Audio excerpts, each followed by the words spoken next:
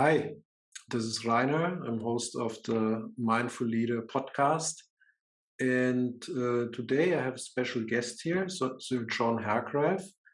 And I'm excited that John is actually here on the show because um, a few months ago I discovered his book around mind hacking, and the whole approach resonated with me a lot.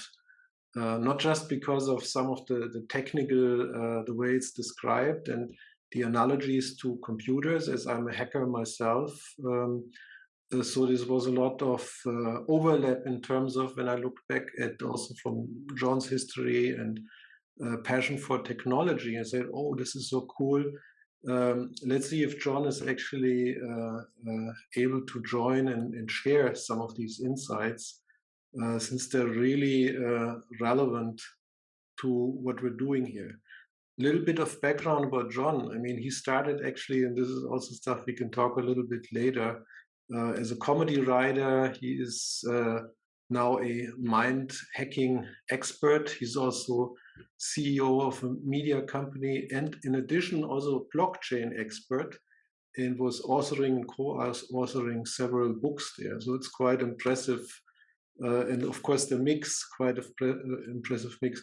So yeah, it's great then, John, to have you here, and welcome again. Thank you, Rainer. I'm excited to talk with you. Very good. So then let's get hop right into some of the topics.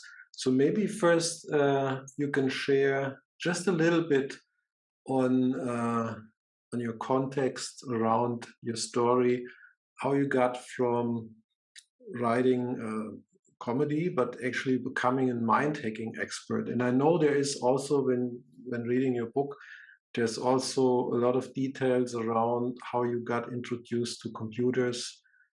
This was similar to me back probably in the late 80s, 90s at some point. And so maybe in a nutshell, to walk us through the journey that you took to get where you are now. Yeah, I feel like we're kindred spirits, Rainer. We have many of the same backgrounds and influences. But the premise behind what we call mind hacking is that your brain can be reprogrammed. And if you're willing to accept that premise, we show you how in my book, Mind Hacking. And we talk about hacking in the classic computer sense, as you said, Reiner, which is a hack is kind of a clever tip or technique to solve a problem. So mind hacking is kind of a user manual for the mind. And my story starts out, as you said, as a comedy writer. I ran one of the first comedy sites on the web. And we were known for these big, outrageous stunts and pranks, which were fueled by a lot of alcohol and drugs. And I got into trouble with the Secret Service. The Secret Service of the United States showed up on my doorstep. And let me just say, when the Secret Service comes to your house, it's almost never a good thing. And that was a real wake up call for me. And I start out the book with telling the story of what led to that. But my wife said, you got to get rid of the alcohol and the weed, and you got to throw it out. She said you have to stop, but I said I got to throw it out completely. I part of it was wanting like a little bit of a spoiled child. Well, if I got to stop, and I'm going to throw it out entirely just to show you. And part of it was I knew that it really was leading me down this very self-destructive path in the name of comedy writing and these stunts and pranks getting bigger and bigger and bigger. And I ended up throwing all of this booze and all these drugs out in one night, threw them into a dumpster. It was probably the hardest thing I've ever done in my life. And part of the challenge was I had like these classic bottles of wine. I remember this beautiful bottle of Italian grappa in like this hand blown glass. It was gorgeous. Somebody had given it to us, and it was just amazing. I had to throw all of this away. And the only way I could do it was by tricking my mind. I had to basically say to myself, like, you got to just focus on the muscle movement of throwing this out. You can't think about what you're doing right now. Because if you think about the idea of being sober for the rest of your life, you'll never be able to do it. And so that was kind of this first mind hack. And I came to see that if we could build these mind hacks, I was able, first of all, to achieve sobriety, which I'm happily sober now for about 15 years, but also we're able to hack our minds to accomplish increasingly greater things in life, in business, in our personal relationships, and so forth. And so that was really the start of a very exciting new journey for me, and I've really been passionate about sharing these techniques or these hacks with audiences like yours. No, that sounds great. So it definitely sounds then the birth, so to speak, of the first mind hack actually arrived out of this idea, right? That you say, oh, I have to get rid of this bottle here somehow, and the mind would suggest, no, don't do it, right? And so you had this inner struggle, and then you were able, with this trick, basically to get it done. Was that then really so that you decided, oh, this is kind of cool? I basically was able to get this one thing now done. Maybe there's more, right?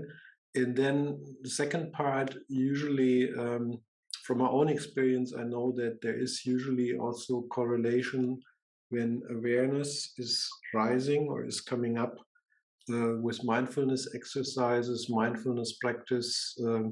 Was this like happening similar at the same time, or how did it proceed basically from there? It was like a hidden wellspring of um, talent and potential was unlocked in the months following that decision and that experience throwing out these bottles in the dumpster. It was excruciatingly difficult. Getting sober is really hard, and it's not fun.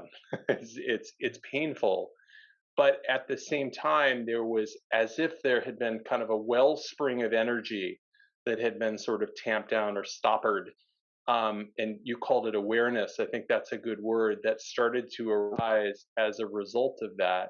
And as a result of having to work through the emotions and the feelings and all of the sort of, mental and emotional growth that had been stunted during the years that I was drinking and smoking weed, that now was enabled to blossom and to bloom. At the same time, I took up a meditation practice, which I think is the foundation of so much of what we're talking about. In the book, we call it Jedi mind training, but I think some kind of meditation practice is key so that we are able to achieve some awareness of what the mind is thinking.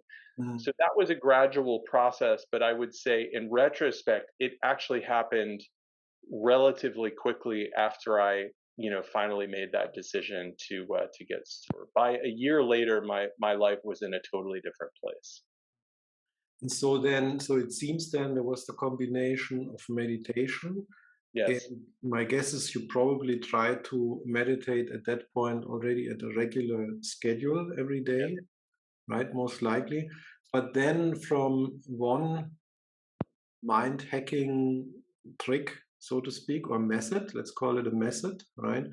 To at the end of the day, when the book comes out with several methods in there, what Yeah. was the timeline between that? Was it like 3 years, 5 years, 10 years? Just so people get a sense on how long it takes to actually put something together that is that comprehensive, right? Yeah, I mean, I would say that I think the book came out maybe 6 to 7 years after that.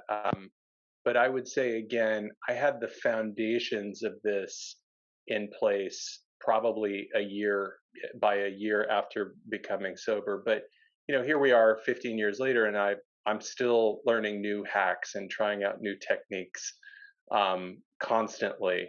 And that's the exciting thing about the mind is there's no limit to that. We can continually find new ways of mastering our own mind and being more productive and efficient with it.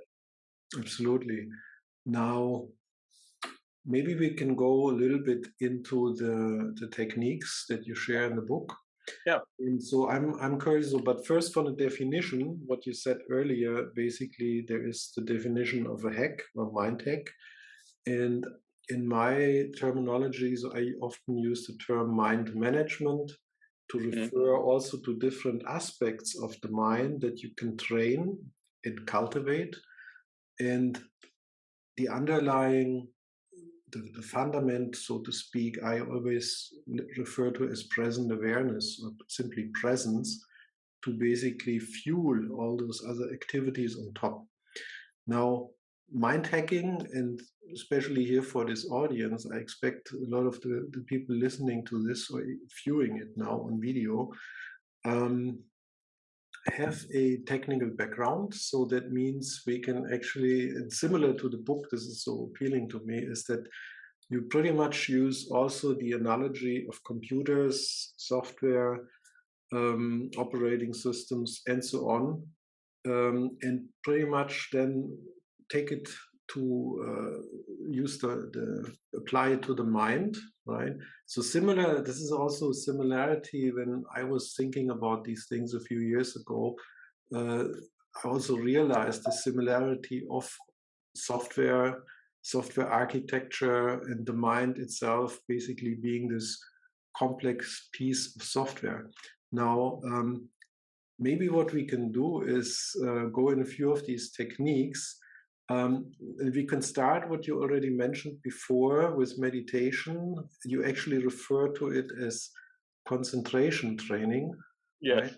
And I also was curious why you call it this, and maybe your experience around meditation, how to get started. And I think you already mentioned it is like also very fundamental, uh, I would say, method that basically makes your whole practice successful, or it won't, right?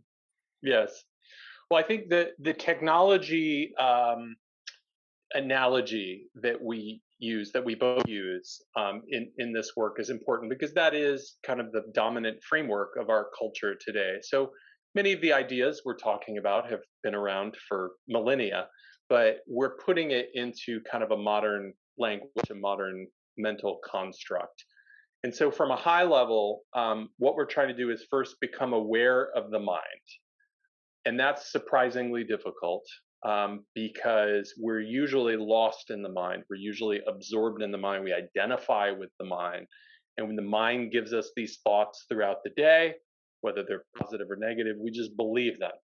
So the first idea is becoming aware that you're not your mind and kind of achieving a sense of higher level. We call it the super user view. So when you're in a network, you have the the user login, and then you have a super user login, which gives you additional powers, or an admin login. And that's what we want to do, is try to get to that admin level of the mind, the super user level. So that's step one, is that awareness. Step two is debugging the mind. So again, like a software developer, a programmer will work through software code and try to find bugs or the problems with the code that aren't making the program work the way uh, expected. We want to find those negative thought loops that are holding us back. So those are the loops that are leading to, anxiety, depression, low self-esteem, and so forth. And then step three is to reprogram those loops. So we want to literally hack the mind, and help us replace those negative thought loops with new, more positive loops to help us achieve health, wealth, happiness.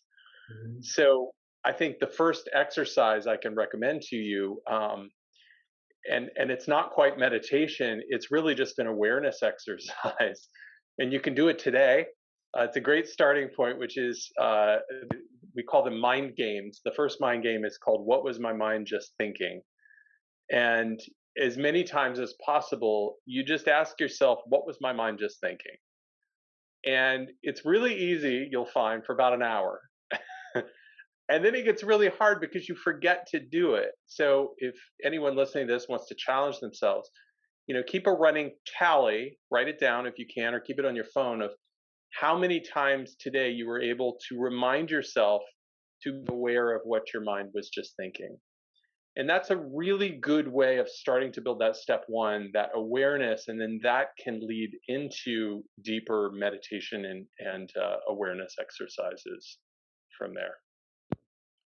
Yeah, that method also reminds me to a method that I'm teaching. It's called conscious recovery. Mm.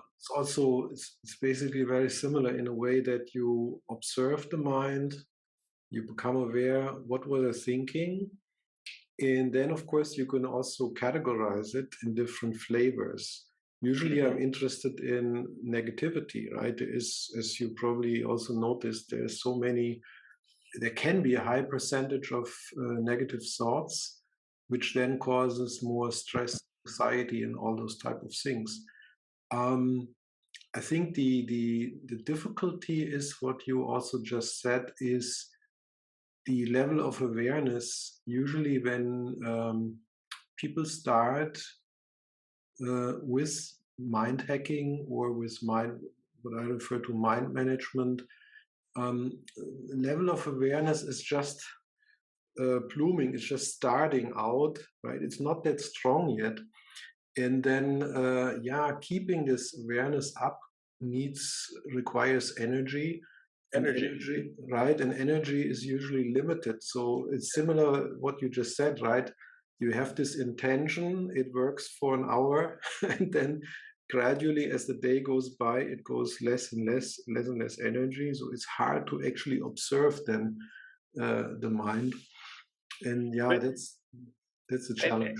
and Reiner, you have this idea of KPIs or key performance indicators and kind of measuring these and keeping track over time, which I thought was similar to what we talk about, but I liked the way that you put it, almost in more like technology business terms. So can you just unpack that a little bit?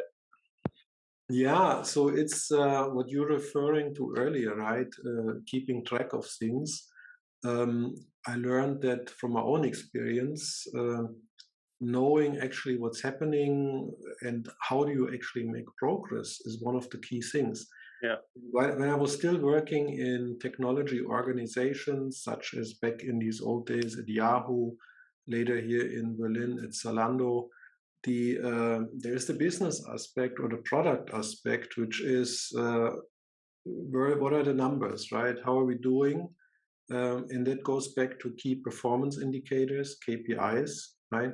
And so when I was looking at there is a similarity here that you want to know how the mind is doing, but how do you know how it's doing, right? It starts with, for instance, what is your level of present awareness, right? And it took me some time also to figure this out. But at the end, um, what I came up with, this definition of level of present awareness, I call it LPA, is the time of your waking day. So usually, let's say 16 hours, and how many minutes, these mindful minutes, where you're fully there, fully connected to the present moment, Mhm. and you take it as a percentage, right? It means, let's say, you're 10 minutes fully there, fully present, and then the day has 16 hours, roughly 1,000 minutes. So you're ending up 10 out of 1,000, like roughly 1%, 2%.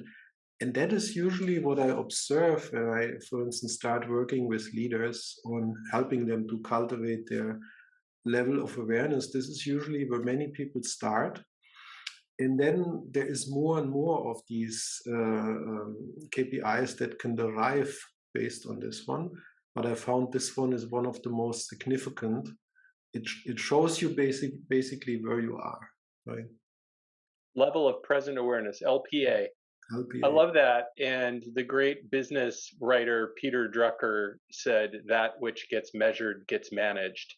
So, in other words, if you want to manage it, you got to measure it and then you got to score your progress over time. And that's what I like about these Mm. techniques we're talking about is it lets you put a number to it and it lets you track your progress. You know what I would love is a Fitbit device that lets you manage your mental thoughts and lets you measure things like your, I don't know, maybe you'd swipe up if it's a positive thought, and you'd swipe down if it's a negative thought, something like that. Yeah, exactly. I mean, that would make it easy because currently it's all most of these things are done manually by Yeah, tracking, writing things down, journaling, reflecting.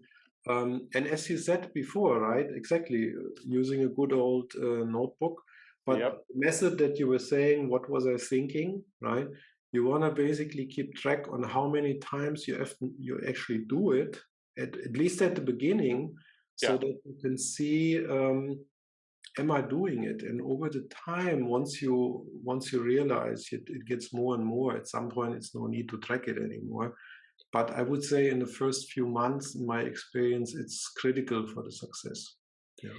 It's funny, the great American founder Benjamin Franklin wrote in his autobiography about a technique that he used, just using a little notebook like this, where he had a number of virtues that he wanted to cultivate in himself.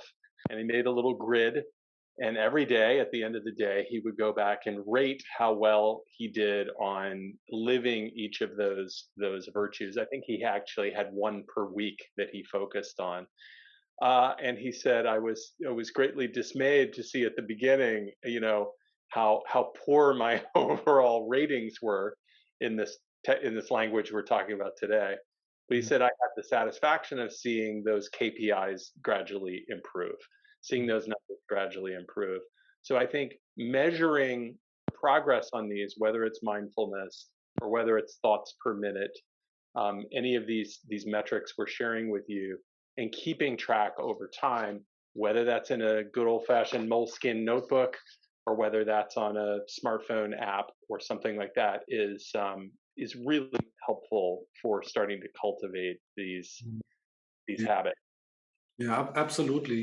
At the beginning, and then later on, once you get more settled, it's less and less important, but nevertheless, it's helpful. But tell me a little bit about the journaling. How, for instance, journaling, there's different techniques, and I know it can be very powerful.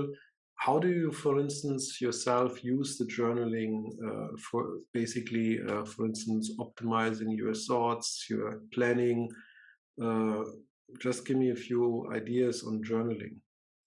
Well, we talk about basically positive thought loops, and you may know these as affirmations. But what we're trying to do is get to the positive outcomes that you want in your life. I've had very good results with this technique of writing down that positive thought loop 15 times a day, just in a notebook like this. And in the book, we go through a number of exercises that you can use to figure out, what do you want to have, what do you want to give, who do you want to be, what do you want to do, and so forth. To ask those questions to help you articulate what it is you actually want, these positive thought loops that you want to take the Mhm. place of the negative thought loops. So again, most of us just kind of take for granted whatever our mind serves up. And if we have any, longer term plans or goals, they tend to be kind of vague and amorphous. So when we go through life that way, we're really just kind of rolling with whatever life throws at us. So if we want to be proactive in helping move our life into a more positive direction, we have to be crystal clear and razor sharp about what those positive thought loops, what those goals, those dreams are. So the series of questions helps us figure that out. And then using techniques like writing it down 15 times a day, writing down that positive thought loop, there's a lot of neuroscience that shows that the act of physically writing something down helps kind of carve those grooves into the brain to make that more of a lived reality. In other words, to making it something more that we identify with. And also, you're just spending more time with it. You're thinking about it in a conscious, focused way every day. And you can easily fit this in when you might be otherwise just browsing Twitter or something like that. You make this a regular practice, doesn't take much time at all, but has had really great results for me and for all the people who've run this mind hacking program. Yes. Now, you mentioned the positive thoughts here, or also loops. Yeah. The terminology loops comes from the computer programming, Yes. and yeah, I mean, it's at the end loops that the more loops you can integrate, the more stuff you can get done. All loops. But then at the end, there is what I observe usually, it's people have to struggle more with the negativity and all the limiting type of thoughts, false beliefs that are buried in the subconscious, right? Yeah. Is there a method that you can basically discover these loops in a systematic way and possibly also write them down? Yeah, there's a number of those hacks in the book. One of them is called the 5 whys technique, and this comes from actually Toyota Motor Company that started this business process of asking why 5 times. And in business, it's sometimes called root cause analysis. And so, in the auto manufacturing example, you would have suddenly a safety belt recall, or you were noticing quality problems on a number of the cars coming off the line. Well, to look at the surface cause of that, to say, well, we don't have the right people in charge of seatbelts, or there's a problem with one part of the line, Mm, often is just glossing over the problem, and often the cause is much deeper. For example, the sales targets might have been overly ambitious, so the production lines were running at greater capacity than they could handle, and that caused mistakes to happen.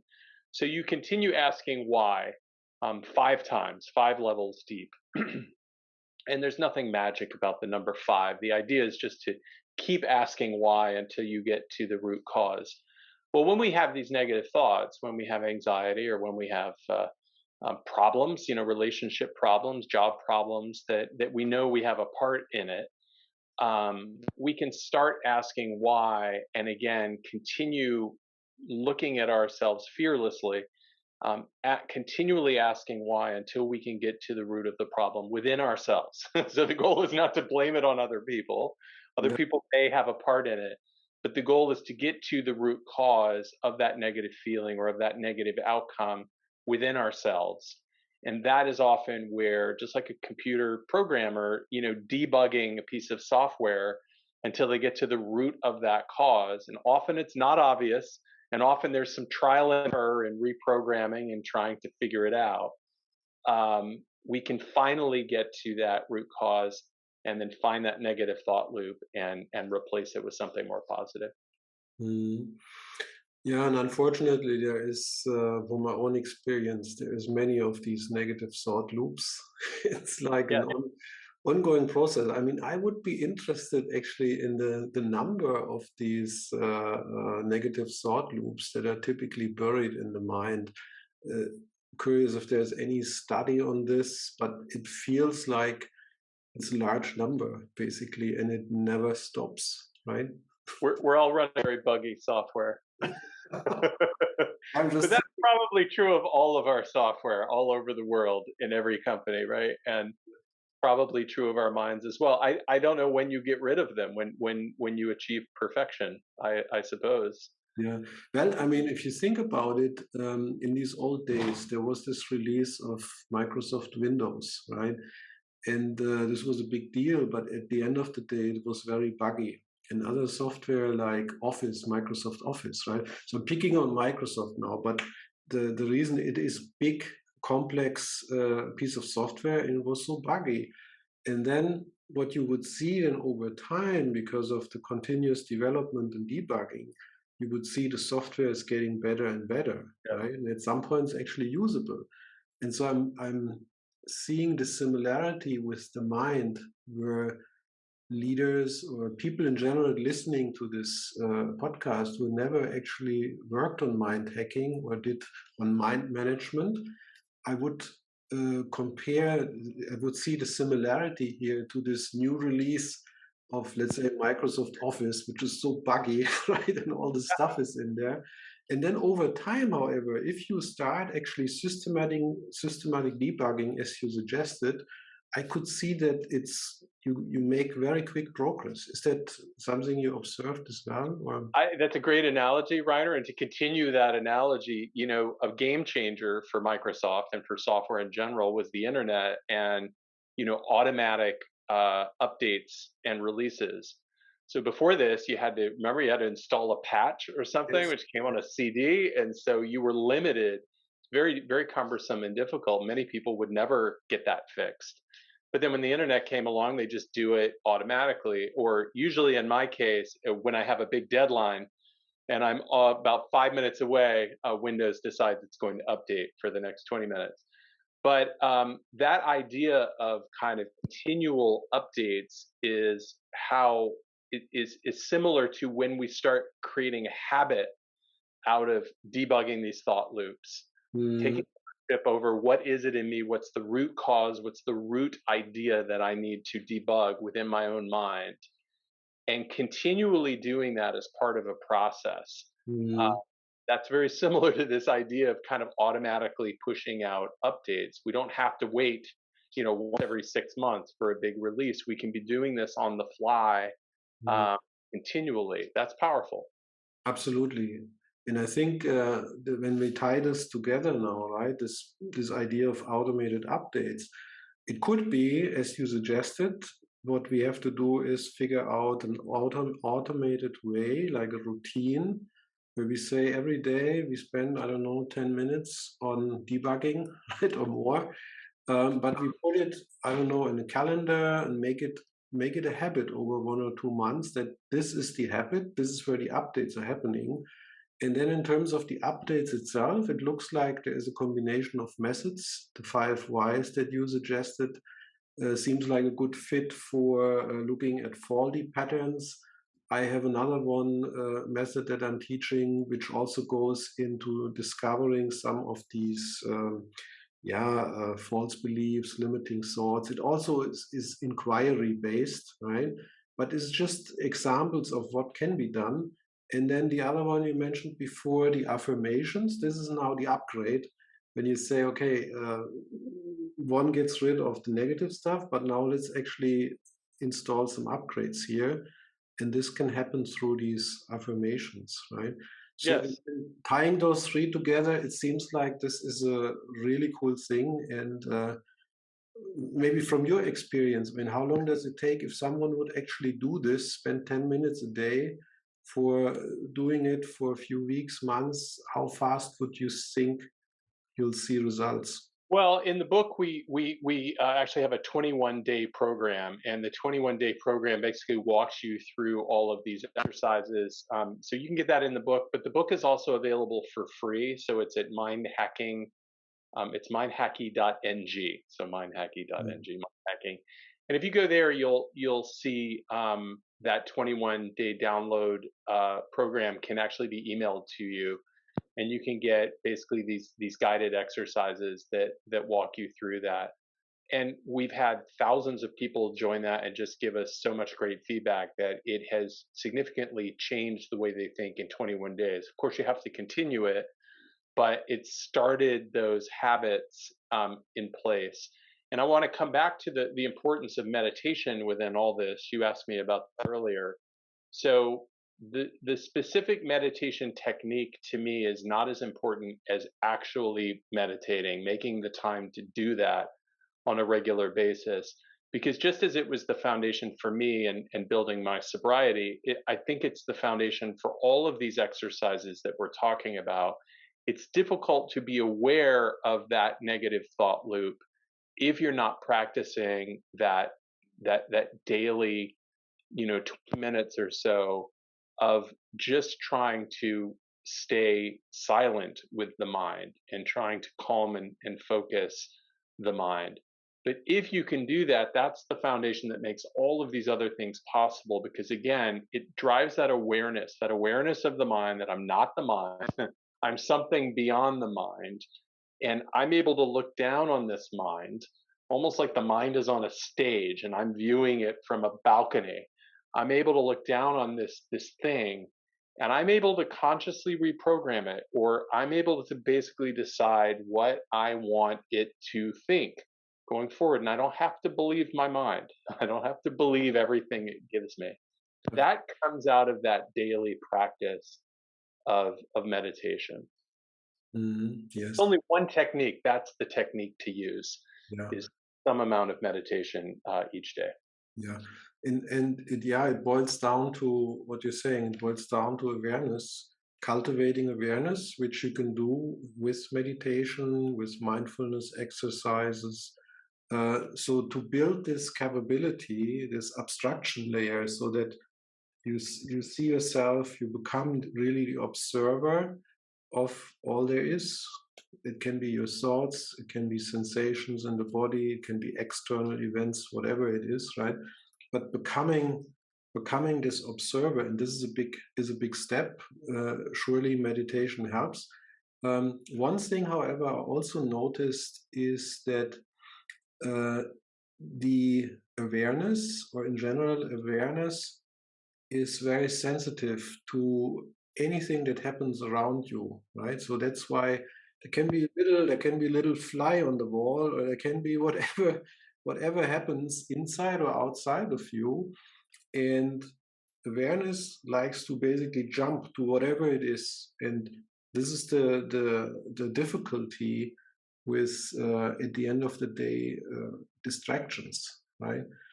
And I think nowadays, and I've seen that for myself in the past 10 years, there's such a change.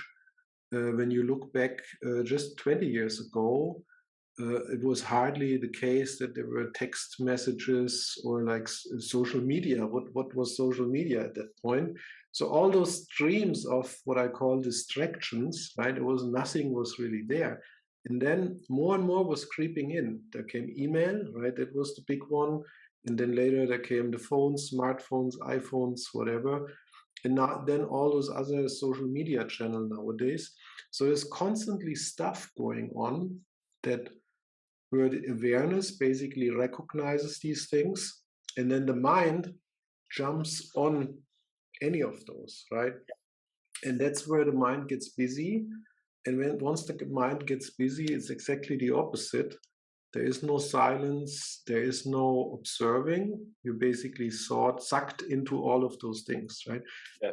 Any tips on your side? I know that you also were investigating this problem in terms of strategies on eliminating those things. Yes, I have a good friend, and we'll be driving down the street and just having a conversation, and suddenly he'll squirrel. He'll just stop what we're saying, go squirrel or hawk. He'll just his mind will lock into something that has nothing to do with what we're talking about. And we all do this today. We all are surrounded by all these devices and all these notifications and all these software updates. And, we have taken it for granted, and we've started to accept that this is the way things should be. So, this is a very countercultural idea today. I feel that we should resist that, and we should purposefully go on a kind of low media diet or low notification diet. We should turn off our notifications. We should, or set them to silent or vibrate. We should, ruthlessly unsubscribe from all the emails. We should declutter our digital lives. So that's a chapter in the book, is all around that decluttering. And this is widely supported by all the research on um, multitasking. That we're not built for multitasking. We're very poor at multitasking, but we think we're really good, but we're not. And all the research shows, when you lose that flow, when you lose that focus, especially deep focus, where you're trying to do really deep, meaningful work, it takes 15 to 20 minutes to get back into that state of deep flow. That's why computer programmers, the good ones, you'll see them usually with headphones on. They don't want to be disturbed because they're like 8 levels deep in the code, and they know as soon as you come ask them what they want to eat for lunch, they're going to have to get all the way back down into that. So take a lesson from our great developers, and try to declutter and try to make your life streamlined around being able to get those deep periods of focus without the digital distractions. Mm. Yeah. And so it's a combination then, right? To on one side you want to systematically decrease that these distraction can even happen, right? And then with mindfulness techniques, with meditation, we're actually working on building the muscle of the mind and to Yes, create you want to increase your awareness. increase, right? Yes, And then you yes. put it all together. Now you can already see, I think, the beauty of this, of mind hacking, or what I refer to mind management. Um, it is a very personal, and individual, unique process and practice that you can develop and cultivate. What's the role of, in your opinion, on creativity? Well, I think throughout the book, we're trying to use peer reviewed research studies to show the science behind this and to show how this awareness, these disciplines, these exercises like meditation, like mindfulness, they increase creativity because they decrease the things that limit creativity, which would be things like anxiety or the kind of self censorship that we all have, that idea is stupid and I'm not even going to pursue that. So we're able to quiet those things, our own mind distractions, in order to increase the things that we want. And those are those positive qualities like awareness and like, peace, calmness, happiness, but also creativity.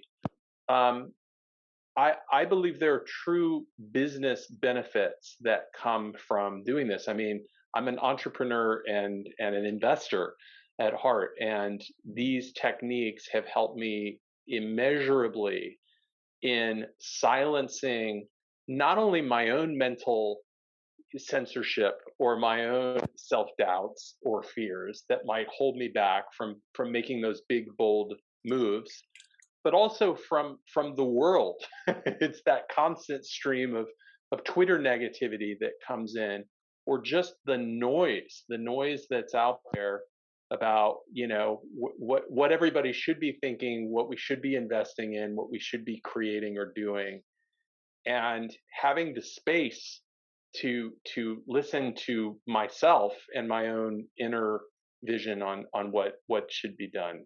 That's a game changer. Yeah. Tell me a little bit. I mean, I always remember these discussions I had back while I was still working in organizations with senior management. Always these discussions around mind management, mindfulness, whatever. Show me the numbers, right? And uh, there has been a lot of studies done in the past years, so the data is very clear. It shows all those impact on increased productivity, less stress, less negativity. But at the end of the day, the power of presence, it seems to be, is the fundamental thing. Yeah. And when you now, from your own observation, as you said, you're an entrepreneur.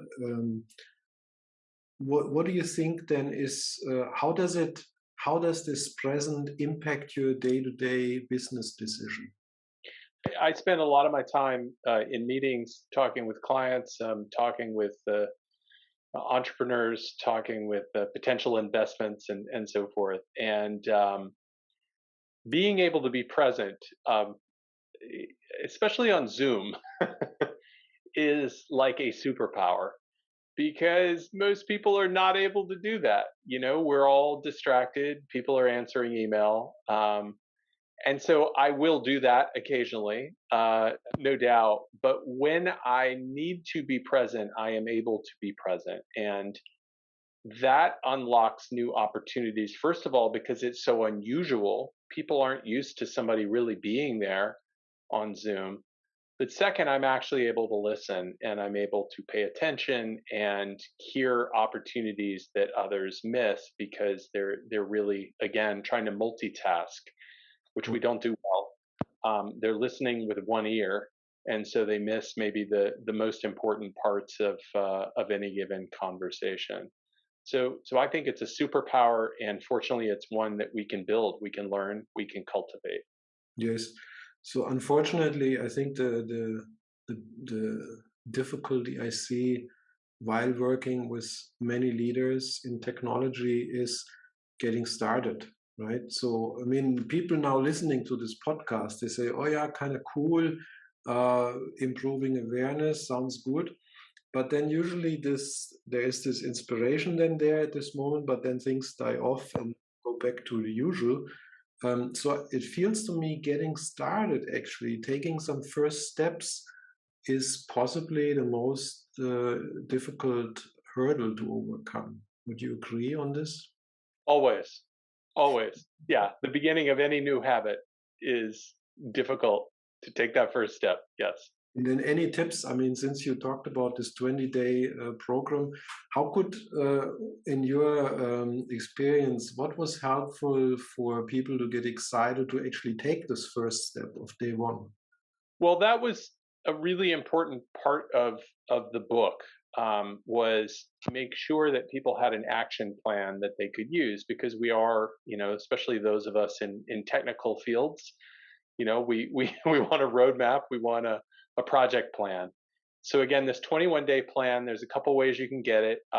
It's available in the book, which is available on Amazon, Mindhacking. You also can get the audio book on Audible, which has the 21-day guided meditation. So at the end of that, you can actually work through those meditations. There's 21 of those over the next 21 days. And then also you can get them for free on the website at www.mindhacking, that's mindhacky.ng. Yeah, and we'll definitely will add these links in the show notes for sure. And then maybe a trick could be, if you're now listening to this in the car or wherever you're listening to it, um, to outsmart your mind is to basically go to these links. You'll see them in the show notes. And then maybe one step is, yeah, get this Audible book, for instance, or get the version to read by just doing it. And then maybe, I don't know, set yourself a reminder for tomorrow to get started, right? Because if you can do this first step, that is a major, I think, is a major accomplishment, right? Just Yeah. getting started, right? Yeah, that's right. And if you sign up for the free mailing list on the website, we'll also email them to you, as I said. So that's a good So, reminder as well. If, like me, your email is your main source of, of activity throughout the day. so another question I have is on awareness, increased awareness. One of the benefits I observed is it helps you to have more clarity on your purpose and mission and values in life, right? And unfortunately, without this level of present awareness, you may come up with, you may end up in jobs that you may make a lot of money, but it's not something purposeful, right? It's just basically something where you're doing something which you're not meant to do, right? And so finding or discovering gradually your purpose and mission in life is a fundamental piece, especially for leaders, because they shape the organization, right? If you want to define what is the purpose of this organization, ideally this comes from a deeper state of presence, right? Yeah. Maybe any guidance, quick guidance on how leaders could tap into this. Well, we have a deep inner wisdom, Reiner, and I think that much of our challenge as leaders is learning to hear that wisdom and then heed the wisdom. So, in other words, learning to discern what that inner wisdom, that inner voice, that inner certainty, that inner expert um, is trying to convey, is trying to say, and then second, having the courage to act on that. So those are two enormous growth areas for any leader, regardless of how far down this path you have come. And hearing that inner voice is difficult in today's world because there's so much information coming at us, not just inside the organization, but just the fire hose of data that's coming to us from the internet and social media. So learning to ignore much of that or parse out those few little nuggets of information that are genuinely useful, um, come from that inner wisdom. And in my own experience as an investor, and especially in this new world of blockchain investing, it's very new and young and fast moving, and it changes every several months. And there is an awful lot of noise and opinion about this space. But what we're trying to do is build, on a solid foundation that is going to last for the long term. And to do that requires this kind of inner certainty, or listening to this inner voice for myself personally, which is not to say that we ignore what's coming in from outside. That's very useful, but much of it can be ignored. And then we need to find those little nuggets that can help us build that sense of purpose and inner resolve that are going to help us become better leaders or entrepreneurs or investors, whatever it is we do. Yeah. Now, if so, I think this is maybe in just an outlook in terms of, it seems this importance of cultivating presence is a really critical foundation for everything in life. Yeah. And unfortunately, not everyone is doing it. Some are doing it, and I feel more and more are doing it. This is just a subjective observation. Yes. But as business and technology leaders, let's say, basically keep ignoring this trend. Do you foresee any consequences for them on a personal or from a business perspective? Let's say they keep ignoring it for the next 5 years, 10 years. Do you think there will be ramifications? I keep calling it a superpower, and I really feel that way. I feel that developing these techniques, using these hacks, developing the awareness, practicing meditation, these are skills that will give you a huge competitive advantage. One of my heroes is a fellow named Ray Dalio, who runs this company called Bridgewater Associates. They're the largest, most successful hedge fund, in the United States. And he's a big practitioner of meditation, and he talks about it openly as being one of um, his sources of inspiration, and also competitive strengths, because he says it helps me clear my mind again of all of these, all of these thoughts about investing and all this noise that's coming in from the market on any given day. So I feel that there's a growing number of leaders. Jack Dorsey from Twitter is, famously into mindfulness. A growing number of these leaders are aware of that, and you can see this in the enormous success that they've achieved over the long term of practicing these habits. It's made a huge and measurable difference. Yeah, I mean that's what I also is also my observation. So let's hope people get excited about the topic, and maybe start with the 21-day challenge, or get the Audible book. And certainly there is more resources. We'll put them out there. As we're wrapping up, maybe last question would be around yourself, around your mind hacking practice. Could you maybe share just a few items that you do every day, maybe as part of the morning routine, or something that people get a sense what can be done and this is actually manageable and doable? Yeah, thank you for that question. I've experimented with a lot of techniques over the years, but my current routine is get up first thing in the morning, drink a big glass of water. I do a few little stretches, maybe 5 minutes, and I sit down for my meditation.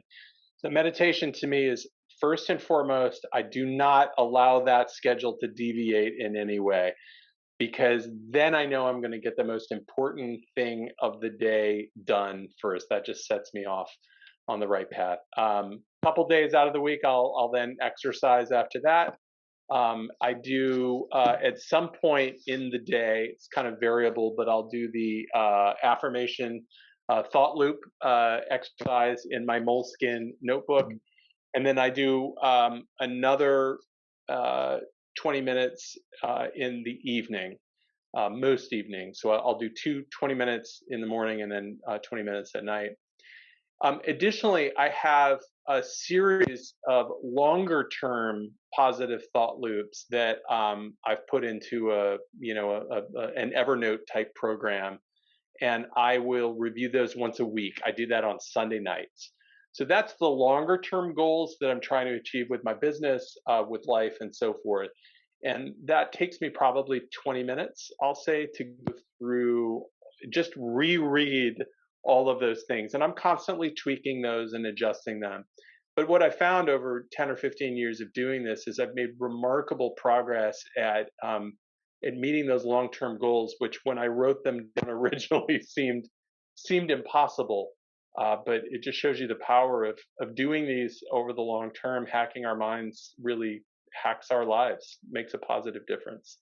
No, this is great, and I think for everyone who has listened to this episode, I encourage everyone to rewind, go back.